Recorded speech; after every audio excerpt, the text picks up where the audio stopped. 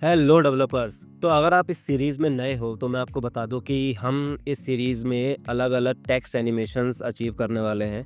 Intro अगर आप जाके देख सकते हो प्लेलिस्ट में, मैं या फिर डिस्क्रिप्शन में लिंक में डाल दूंगा। हम इसके अंदर 8 डिफरेंट टाइप के टेक्स्ट एनिमेशंस बनाने वाले हैं, वो जो कि ट्रिगर होंगे स्क्रॉल ट्रिगर से। और एंड ऑफ दी प्लेलिस्ट में एक प्लेग्राउंड है छोटा सा, तो वो सारा इंट्रो में ऑलरेडी मैंने दे रखा है, तो मैं इस वीडियो को ज़्यादा लंबा नहीं खींचूंगा। आप जाके इंट्रो देख लेना इस प्लेलिस्ट का। ठीक है, तो पहली वीडियो से स्टार्ट करते हैं, पहला एनिमेशन स्टार्ट करते हैं। तो देखो, पहले एनिमेशन में हम बनाने वाले हैं वर्ड स्लाइड अप। देखो, जैसे जैसे मैं स्क्रॉल करता हूँ और हमारा जो भी कंटेंट है जिसके अंदर हमारा जो हेडिंग टैग है, वो जैसे ही हमारे स्क्रॉल स्टार्ट पॉइंट से मिलता है वो ऑटोमेटिकली ट्रिगर हो जाता है। देखो, ठीक है। तो अभी हमने अचीव कैसे किया, इसके पीछे लॉजिक क्या है, तो मैं आपको लॉजिक बताने वाला हूँ। ठीक है, तो सबसे पहले हम HTML स्ट्रक्चर देख लेते हैं। बेसिक सा सिंपल सा HTML स्ट्रक्चर है। ये जो है ये पूरा डेकोरेटिव है। हेडर जो है, इस हेडर का कोई एनिमेशन से रिलेशन नहीं है, बस ये पेज को थोड़ा गुड लुकिंग बनाने के लिए, यूआई भी तो ज़रूरी है ना, तो गुड लुकिंग बनाने के लिए हेडर एंड फुटर हमने यूज़ करें। आइकन्स के लिए फॉन्ट ऑसम आइकन यूज़ करें और गूगल के फॉन्ट्स हमने इंपोर्ट कराएं। अब आते हैं हम मेन टैग के ऊपर। मेन टैग में मैंने 2 सेक्शन एक्स्ट्रा लगाए हैं जिससे कि हमारा स्क्रॉल का स्पेस क्रिएट हो सके। ठीक है, क्योंकि स्क्रॉल ट्रिगर एनिमेशन है तो नीचे 2 सेक्शन लगा दिए और ऊपर 2 सेक्शन लगा दिए। ये ब्लैंक स्पेस दिख रहे होंगे आपको। ठीक है, इसके बाद हमारा ये मेन हीरो सेक्शन है जिसके अंदर हमारा एनिमेशन है। ठीक है, ये दोनों डेकोरेटिव है यूआई के लिए। सेम कि आप देखोगे यहाँ पर सर्कल और ट्रायंगल जो है ये भी डेकोरेटिव ही है, सिर्फ यूआई को थोड़ा अच्छा, सेक्शन को थोड़ा अच्छा दिखाने के लिए। आप यहाँ से आइडियाज़ पिक कर सकते हो अगर आपको ऐसा कुछ बनाना है तो। ठीक है, ये हमारा हो गया एनिमेशन का नाम जो कि है वर्ड स्लाइड अप।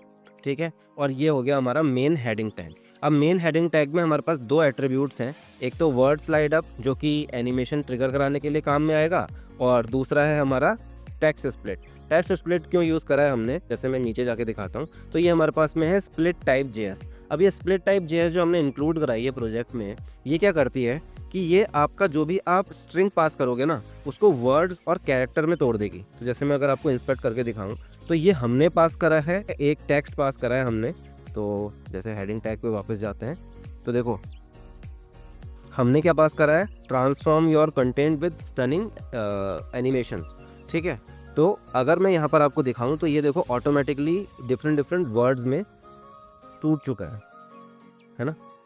और इन्हीं को हम बाद में एनिमेट करा लेंगे डिफरेंट डिफरेंट। और अगर मैं आपको कैरेक्टर्स दिखाऊं तो आप कैरेक्टर्स को भी डिफरेंटली एनिमेट करा सकते हो, बट इस वाले एनिमेशन में सिर्फ वर्ड्स ही हैं। आगे आने वाले एनिमेशंस में हम कैरेक्टर्स को भी एनिमेट कराएंगे, तो चैनल को सब्सक्राइब कर लेना उसके लिए, अपडेटेड रहने के लिए। ठीक है, तो जैसे जैसे मैं देखो स्क्रॉल करता हूँ, ये वर्ड देखो, देखा आपको यहाँ पर एनिमेट होते हुए, तो ये एनिमेट हो रहे हैं। ठीक है, स्ट्रक्चर ये रहा आपके सामने, मैं फिर से दिखा देता हूँ आपको। तो अगर आपको एक बार गो थ्रू करना है तो आप वीडियो को पॉज करके ये स्ट्रक्चर देख लो। ठीक है, अब दूसरी बात आती है कि हमने जावास्क्रिप्ट कौन सी यूज़ करी है। एक तो मैंने आपको बता ही दी कि स्प्लिट टाइप जेएस यूज़ कर रहे हैं हम। ठीक है, ये उसका CDN लगाया है। दूसरा GSAP एनिमेशंस, और GSAP एनिमेशंस को ट्रिगर कराने के लिए स्क्रॉल ट्रिगर। ठीक है, ये 3 हमारी मेन लाइब्रेरीज बोल लो, आप उसको प्लगइन्स बोल लो, तो ये 3 जो है हमारी लाइब्रेरीज, ये मेन है। script.js है, script.js को हम इसके अंदर सारा लॉजिक लिखने वाले हैं। ठीक है, तो अब script.js की तरफ चलते हैं। तो देखो यहाँ से हमारा मेन लॉजिक स्टार्ट होता है। तो script.js में क्या करा है, जैसे ही हमारा पूरा HTML कंटेंट जो भी है वो लोड हो जाएगा, तब हमारा लॉजिक चलना चाहिए।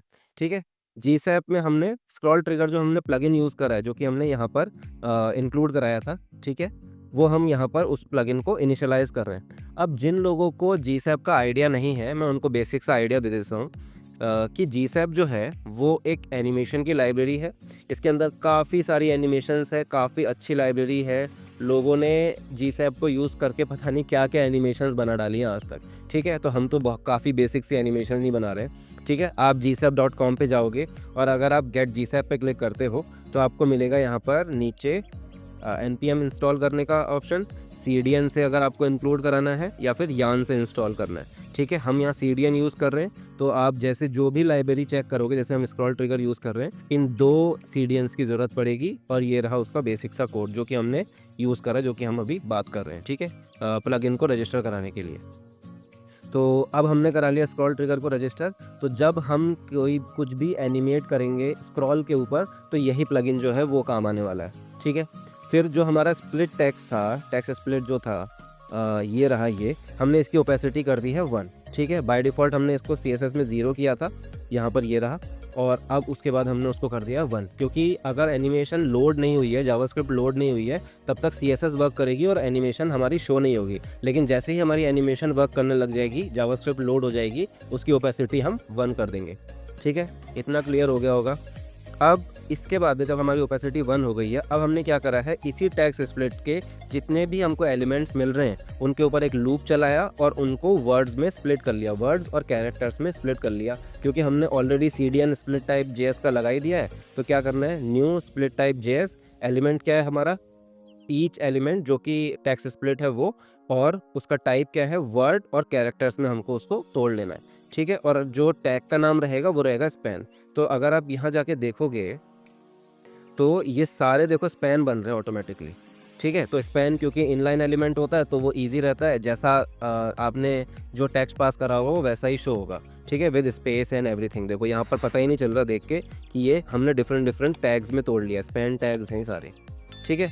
अब ये स्प्लिट टाइप JS ने इसको ऑटोमेटिकली तोड़ दिया। अब क्या बचा, अब इन वर्ड्स को और कैरेक्टर्स को एनिमेट कराना है, तो उसके लिए क्या करेंगे, हम GSAP यूज़ करेंगे। जो हमने एक एट्रीब्यूट लगाया था वर्ड स्लाइड अप, ठीक है। इस वर्ड स्लाइड अप के जितने भी एलिमेंट्स हमको डॉम में मिल रहे हैं उनके ऊपर एक लूप चलाया, एक टाइमलाइन बनाई। GSAP में टाइमलाइन सेम उसी तरीके से काम करती है जैसे आपने वीडियोस में टाइमलाइन देखी होगी ना, कि आप उनको डिफरेंट पार्ट्स में तोड़ लेते हो और वो एक के बाद एक रन होने लगती है।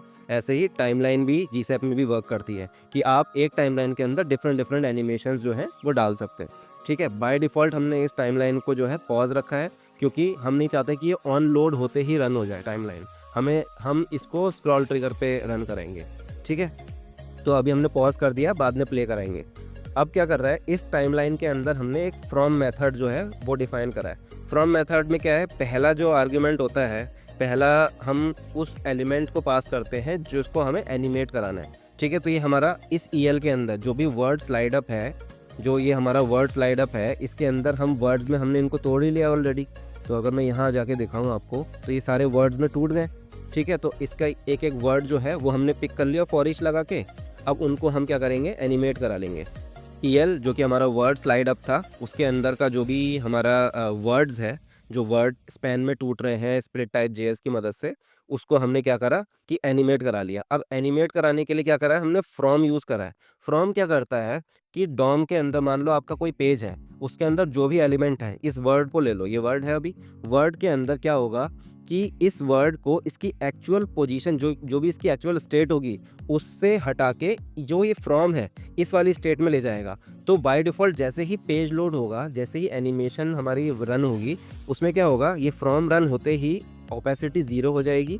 Y% मतलब जो भी हमारा वर्ड होगा वो 100 पिक्सल नीचे Y एक्सिस में पुश हो जाएगा, ठीक है। तो ओपेसिटी 0 हो गई, Y एक्सिस में पुश हो गया। अब क्या है कि जब ऑलरेडी हमने उसकी स्टेट चेंज कर दी है, तो जैसे ही एनिमेट होगा हम उसकी ओपेसिटी 1 और Y एक्सिस को वापस से 0 कर देंगे। तो 1 बाय 1 एक एक करके वो अप होते हुए हमें दिखेंगे, एनिमेट होते हुए दिखेंगे, ठीक है। तो ड्यूरेशन क्या होगी 0.5 कि कितने ड्यूरेशन में ये एनिमेशन पूरी कंप्लीट होनी चाहिए, ठीक है। ईज़ ये GSAP की एक मान लो एक प्रॉपर्टी है कि आपको एनिमेशन को किस तरह की ईजिंग देनी है। यहाँ पर हमने back.out2 यूज़ करा है, ठीक है। ये डिफरेंट है, अगर आप GSAP के डॉक्यूमेंट में जाओगे तो वहाँ आपको मिल जाएगा। अब बात करते हैं स्टैगर की। स्टैगर क्या का काम होता है कि मान लो हमने ये लूप चलाया है, ठीक है, इसके अंदर हमें काफ़ी सारे वर्ड्स मिल गए, उन वर्ड्स के बीच में कितना स्पेस रहने वाला है, मतलब एक एनिमेशन से दूसरे एनिमेशन के बीच में कितना गैप रहने वाला है। तो अगर मैं वापस से ब्राउज़र पे जाऊँ और ये देखो, तो ये वर्ड क्या है 1 बाय 1 आ रहे हैं, ये एक साथ नहीं आ जा रहे हैं सारे, 1 बाय 1 आ रहे हैं। तो ये स्टैगर का काम होता है। तो स्टैगर हमने 0.5 पास करा है, अगर मैं इसको 1 कर दूं तो ये और डिले हो जाएगा। देखो अब मैं वापस से जाता हूं तो देखो और स्मूथ हो गया ये। तो यहाँ से आप इसका जो भी अमाउंट है वो पास कर सकते हो। अभी हमने 0.15 पास करा था, अब मैं एक काम करता हूँ 0.1 पास कर देता हूँ, तो ये फटाफट हो जाएगा। देखो पता भी नहीं चल रहा, जैसी ट्रिगर हो रही है एनिमेशन तुरंत कंप्लीट हो जा रहा है। तो 0.5 मुझे डिसेंट लगा तो मैंने वो पास कर दिया, ठीक है। अब हमारे पास में एक फंक्शन हमने बनाया है क्रिएट स्क्रॉल ट्रिगर। अब ये जो हमने एनिमेशन बना दी है, अब इसको हम क्या करेंगे, स्क्रॉल ट्रिगर के साथ में अटैच करेंगे, जिससे कि जैसे ही हम स्क्रॉल करें, ये जो हमने एनिमेशन बनाई है, जो टाइमलाइन बनाई है, ये प्ले हो जाए। ठीक है, तो अब इस फंक्शन के अंदर हमने 2 आर्ग्यूमेंट पास करे, एक तो एलिमेंट हमारा जो भी है, ये रहा एलिमेंट, और दूसरा हमारी टाइमलाइन जो हमने पास करी, क्योंकि हम इसी टाइमलाइन को प्ले करा देंगे बाद में, जैसे ही हमारा स्क्रॉल ट्रिगर जो है वो ट्रिगर होगा। ठीक है, तो अब देखो पहला जो है हमारा ऑन एंटर इवेंट है। ऑन एंटर में हमें क्या करना है, टाइमलाइन को प्ले करना है, जैसा मैंने आपको बताया। और कब प्ले करना है, जब उसका स्टार्ट पॉइंट के अंदर देखो 2 वैल्यूज़ पास हो रही हैं। एक तो टॉप, मतलब एलिमेंट का जो टॉप है वो स्क्रीन के 80% से जब मैच होगा। तो मैं वापस से ब्राउज़र पे जाता हूँ और दिखाता हूँ। तो ये हमारे एलिमेंट का टॉप है। ठीक है, देखो अभी तक ट्रिगर नहीं हो रहा, और ये स्क्रीन का 80% है। टॉप से देखोगे तो यहाँ पर ये 80% है। तो जैसे ही ये टॉप से 80% से मैच होगा, हमारी एनिमेशन जो है वो प्ले हो जाएगी। अगर मैं आपको कंसोल में दिखाऊं, इसको क्लियर कर देते हैं। ये देखो ऑन एंटर हमारा ट्रिगर हो गया, जो कि हमने यहाँ पर ये पास करा था, और ये टाइमलाइन जो हमने यहाँ से आर्गुमेंट में से ली थी वो प्ले हो गई। ठीक है, ये तो हमारा हो गया ऑन एंटर। मार्कर्स जो है ये डीबगिंग के काम आते हैं। अगर आप इनको फॉल्स कर दोगे तो ये मार्कर आपको जो दिख रहे हैं ना, ये मार्कर आपके डिसेबल हो जाएंगे। ये काम ही इसीलिए आता है ताकि हमें पता चल सके कि जब हमारे एलिमेंट का टॉप जो है वो भी हमारे डिज़ायर पॉइंट से मैच हो रहा है, तब हमारी एनिमेशन ट्रिगर हो रही है। तो ये डीबगिंग के लिए GSAP का काफ़ी अच्छा फीचर है। ठीक है, अब इस एनिमेशन को एक बार प्ले हो गई है तो वापस से रीसेट भी कराना है। तो उसके लिए हमने इवेंट यूज़ करा है on leave back. Leave back क्या करता है, रिवर्स स्क्रॉल पे काम करता है। तो जैसे ही आप वापस जाओगे, देखो ऑन लीव बैक हो गया और हमारी एनिमेशन जो है वो रीसेट हो गई। टाइमलाइन प्रोग्रेस 0 और पॉज, यानी प्रोग्रेस जो हमने 100% जो प्ले कर दी थी वो अब वापस से हमने रीसेट करके 0 कर दिया, और वापस से टाइमलाइन को पॉज कर दिया, जो कि हमने स्टार्टिंग में किया था पॉज स्टेट। तो अभी वापस से पॉज हो गया। तो अब जैसे ही आप वापस जाओगे, और हाँ, स्टार्ट पॉइंट क्या है इसके, टॉप और बॉटम, यानी एलिमेंट का टॉप जो है वो स्क्रीन के बॉटम से, देखो यहाँ पर दिख रहा है ये स्टार्ट पॉइंट, ये स्क्रीन का बॉटम है, और ये लीव बैक वाले इवेंट का बॉटम है। तो जैसे ही हमारा ये स्टार्ट पॉइंट जो है ये जैसे ही मिलेगा, देखो लीव बैक ट्रिगर हो गया। तो जब आप यहाँ जाओगे तो एनिमेशन हमारी कॉल हो जाएगी, और आप जैसे ही स्क्रीन के नीचे जाओगे एनिमेशन हमारी रीसेट हो जाएगी। ये है इसका लॉजिक। तो वापस से एक बार रिवाइज कर लेते हैं। तो देखो सबसे पहले हमने स्क्रॉल ट्रिगर को इनिशियलाइज़ किया, फिर उसके बाद हमने ओपेसिटी जो है वो सारे जितने भी हमारा एलिमेंट आ रहे थे, जो टेक्स्ट स्प्लिट वाला है हमारा हेडिंग, उसकी हमने ओपेसिटी 1 कर दी। फिर उसके बाद में उसके कैरेक्टर्स और वर्ड्स को डिफरेंट तोड़ लिया ताकि हम हर वर्ड को एनिमेट करा सकें। फिर हमने उसके ऊपर एक लूप चलाया और एक टाइमलाइन बनाई कि हर एलिमेंट को हमको, हर वर्ड को हमको एनिमेट कराना है। तो पहले हमने उसकी स्टेट क्या कर दी, ओपेसिटी 0 कर दी, और उसके बाद में उसकी पोजीशन जो है वो 100 पिक्सल नीचे कर दी, ताकि जैसे ही वो एनिमेट हो वो ऊपर आता हुआ, लिफ्ट होता हुआ दिखे हमें। ठीक है, फिर उसके बाद में हमने क्या करा कि एक स्क्रॉल ट्रिगर का फंक्शन बनाया और इस टाइमलाइन को स्क्रॉल ट्रिगर के साथ में अटैच कर दिया। फिर ऑन एंटर होते ही उस एनिमेशन को प्ले करा दिया, जो कि जैसे ही उसका टॉप जो है वो 80% से मैच हो, और जैसे ही वो लीव बैक हो, यानी वापस से रिवर्स स्क्रॉल करें, उसका टॉप जो है वो स्क्रीन के बॉटम से मैच हो, तो हमने उस एनिमेशन को वापस से रीसेट करा दिया। ये है हमारी पहली एनिमेशन का लॉजिक, और मुझे लगता है कि काफ़ी अच्छे से एक्सप्लेन करा है मैंने। इफ़ अगर अच्छे से एक्सप्लेन करा है तो कमेंट करके बताना, थोड़ा मोटिवेशन मिलता है। मैं अभी नए वीडियोज़ ही बनाना स्टार्ट कर रहा हूँ, और आपको इस तरह के और वीडियोस चाहिए तो कमेंट करो। बाकी मिलते हैं नेक्स्ट एनिमेशन में। नेक्स्ट एनिमेशन में हम, जो मैंने इंट्रो में दिखाया था ना, काफ़ी सारी एनिमेशंस बनाई थी, तो उस तरह की एनिमेशंस हम आगे और कवर करेंगे, और मैं आपको उनके लॉजिक समझाऊंगा। तो मिलते हैं नेक्स्ट एनिमेशन में, और चैनल को सब्सक्राइब कर लेना। Thanks for watching.